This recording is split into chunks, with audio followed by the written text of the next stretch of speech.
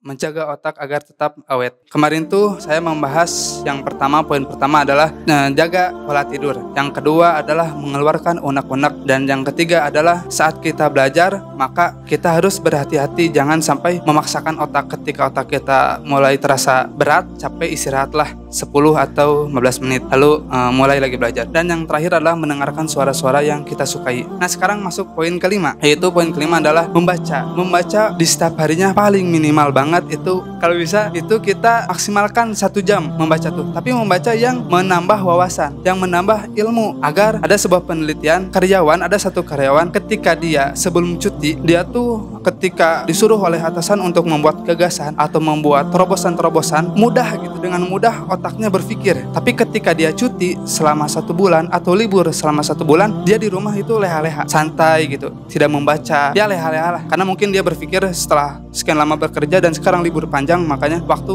untuk senang-senang. Tapi ketika dia masuk lagi kerja, apa yang terjadi? Ketika atasannya menyuruh dia untuk membuat terobosan-terobosan baru, ide-ide baru, maka otaknya sulit untuk diajak berpikir, otaknya tumpul. Kenapa? Karena ada penurunan IQ. Itu karena terjadi tidak diasah otaknya.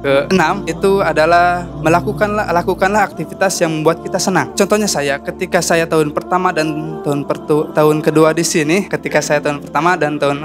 saya mempunyai prinsip tidak akan futsal selama saya di Magdis. Kenapa? Karena futsal tuh ya emang salah satu hobi saya, hobi banget malah. Kalau sebelum kesini saya itu futsal rutin, 1 minggu tuh 1 kali, malam minggu bisa 2 kali dalam 1 minggu tuh. Nah, waktu kesini saya berpikir, oh mungkin futsal tuh menguras waktu, karena sebelum berangkat kita harus persiapan. Terus futsalnya di sana tuh kita harus pemanasan dulu. Ketika kita futsal main sejam atau sejam setengah. Terus ketika pulang harus ada pendinginan dulu kan, belum mandi tuh harus rehat dulu. Itu bisa saya ngitung waktu bisa sampai 3 jam. Tapi setelah Ramadan kemarin saya tidak sengaja mempelajari ilmu psikologi. Ternyata ketika kita melakukan aktivitas yang membuat kita bahagia, yang membuat kita senang, maka ada hormon-hormon yang aktif, yaitu hormon endorfin, serotonin, dopamin, melatonin, oksitosin, dan asetilkolin. Nah, terutama untuk hormon endorfin, serotonin, dan hormon asetilkolin itu membuat kita kreatif, membuat cerdas, dan membuat kita untuk fokus melakukan satu hal. Dan terutama hormon asetilkolin itu hormon yang bekerja untuk menjaga keseimbangan daya ingat kita.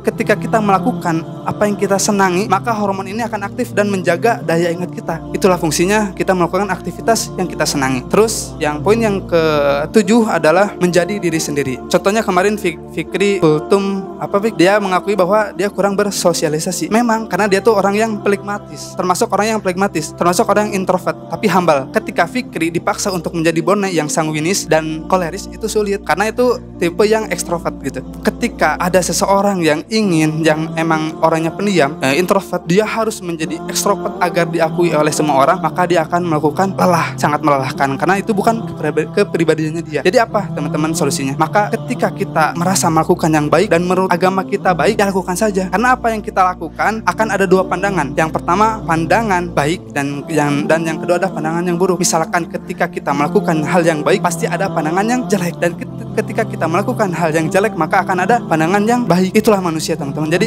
selagi kita berada di jalan yang benar menurut kita dan tidak melanggar syariat, maka lakukanlah, jangan mendengarkan omongan orang lain. Dan yang berikutnya adalah poin berikutnya, ketika kita bangun tidur itu jangan kaget. Kemarin dalam kultum kemarin saya menyampaikan ilmu gelombang otak. Ada 4, ada beta, ada alfa, ada theta, dan ada delta. Ketika kita tidur nyenyak kan itu masuk gelombang delta ya. Nah, maka ketika kita berada dalam gelombang delta, maka kita harus bertahap ke gelombang theta ketika kita bangun. Nah, ada sebagian orang yang gini ya, ini termasuk bagi saya kesalahan yang cukup besar ya. Kita seringkali agar mudah cepat bangun menggunakan alarm yang keras. Nah, itu bahaya teman-teman. Yang pertama, kita akan pusing langsung ketika bangun kan, merasakan berat kepala tuh. Karena itu emang tidak boleh. Contohnya HP teman-teman. Ketika HP kita mati, kita nyalakan, otomatis ketika kita mulai nyala itu HP, kita jangan langsung main kan, bakal nge-lag kan, karena merespon. Sama otak pun gitu. Otak pun butuh respon. Jadi bolehkah kita memakai alarm? Boleh. Tapi alarmnya yang nadanya tuh dari pelan,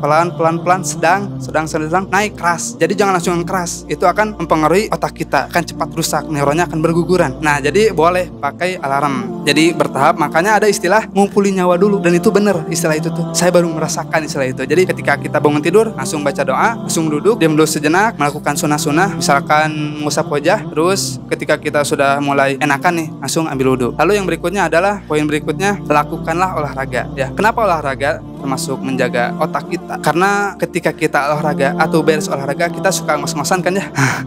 Kenapa begitu? Karena kita menarik oksigen sebanyak-banyaknya ke dalam otak kita. Dan ketika kita sedang berolahraga atau sesudah olahraga, maka sirkulasi darah kita dari otak ke kaki itu sangat cepat. Maka itu akan baik buat kesehatan kita. Dan ketika kita melakukan olahraga, maka hormon yang tadi 6 yang tadi saya sebutkan itu akan aktif. Salah satunya adalah hormon melatonin. Apa itu hormon melatonin? Hormon yang untuk mengatur tidur kita. Jadi ketika teman-teman mempunyai insomnia ringan, itu lakukanlah olahraga. Kenapa olahraga? Karena akan mengaktifkan hormon melatonin ini untuk mengatur tidur kita. Ya. Yang terakhir adalah yang mungkin ditunggu-tunggu oleh teman-teman dan oleh Firman adalah menemukan belahan jiwa. Ketika kita menikah, otomatis kan ya, kita memilih orang yang kita senangi. Ketika kita memilih yang kita senangi, maka kita akan bahagia. Maka hormon yang tadi saya sebutkan 6 itu, hormon endorfin, hormon melatonin, hormon dopamin, hormon oksitosin, hormon asetilkolin akan aktif semua setiap hari. Karena kita bertemu dengan orang yang kita senangi, kita akan bahagia terus. Maka sel-sel itu akan aktif. Bukan hanya akan awet